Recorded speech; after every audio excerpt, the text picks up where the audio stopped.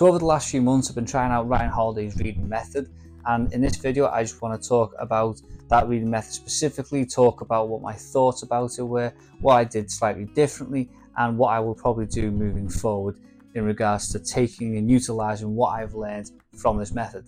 So how does Ryan Holiday read books? What is his method? The first thing is he only reads physical books. He doesn't use e-readers, he doesn't use audio books, he sticks with physical books. He'll have a pen or a Sharpie, he'll have highlighters, he'll also have tabs or flags, and then what he will do is he will comb through the book, reading it slowly, bit by bit. He doesn't believe in speed reading, he likes to sit down, take his time, and really engage with the content and material in the book.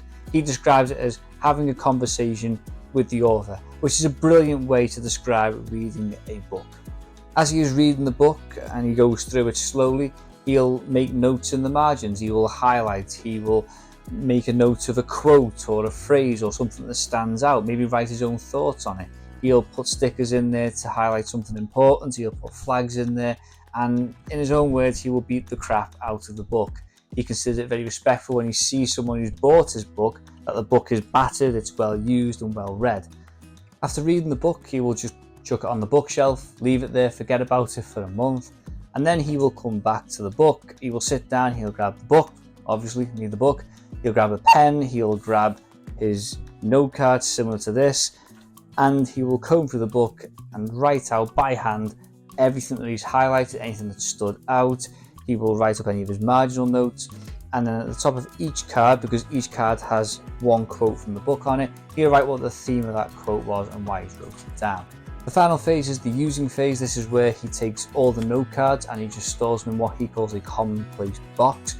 Sort of like a commonplace book where you would just write down all your notes, anything that was important, any ideas or thoughts you might be having, except Ryan has a commonplace box and he uses it specifically for storing all the note cards in some sort of structure and order that he's wrote out from the books that he reads. It's like a central location to keep all of that information. Ryan refers to it as a backup to your brain, others would call it some sort of second brain, but it's just a central location where you store all that information that you can constantly refer back to and keep learning from. So the whole system is analog, the whole system does not require any technology, and it forces him to constantly reread all the information that he's taken from the book. I will put a link in the description for Ryan's video where he talks about this in more detail and probably explains it way better than me. Of course, he explains it better than me because it's his system which he adapted from Robert Greene. So what did I do that was different to Ryan's method when I was trying this out? Well, I did use a physical book, except I didn't write in the margins, I didn't highlight or use tabs. I just got a notepad and wrote down the thoughts and the page number where the reference was so that I could find it later on and type it up. The reason being is that, number one, I'm not a big fan of just destroying and damaging and throwing books around. And number two, it was also a library book, so I couldn't just throw it around and highlight and write in the margins.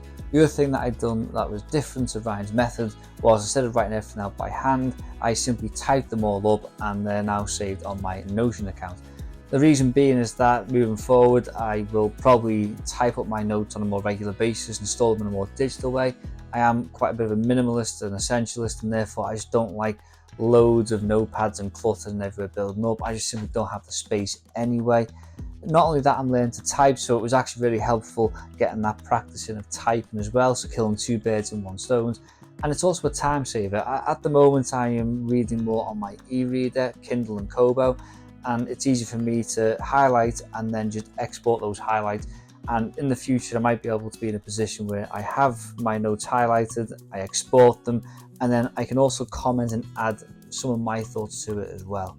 So that's why I did it that way instead of the analog way that Ryan does. So it was just a few tweaks, nothing major.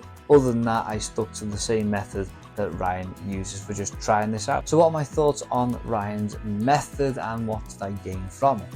Well, overall, I found it really helpful and insightful. I found that it slowed me down in my reading and it enabled me to read with more intention, with more thought, and really process the information that I was reading. Really have that conversation and dialogue with the author that Ryan was talking about when he talked about how he uses his method as well. And I did find that I was processing the information and thinking more deeply about that information as well, compared to what I normally would do when I would just read the book cover to cover and not really be that active in reading the book and really think about what I was reading. So that's where it really benefited me, and I found it really helpful. One of the frustrating things was using the method that I used when I was typing it up.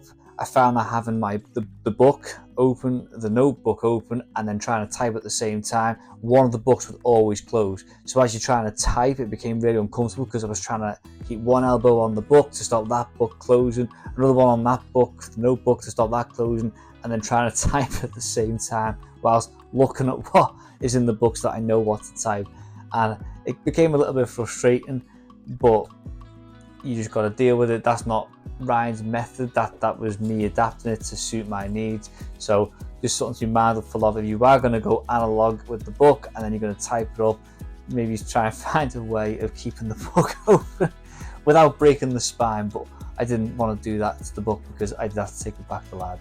Having said that, going through all of the notes and typing them up, it did force me to reread my notes, think about why I highlighted them, why I made those notes, and to reflect on what I highlighted and why. Just thinking deeper and typing it up, it does make you reread everything again and just think a little bit more of why it's relevant.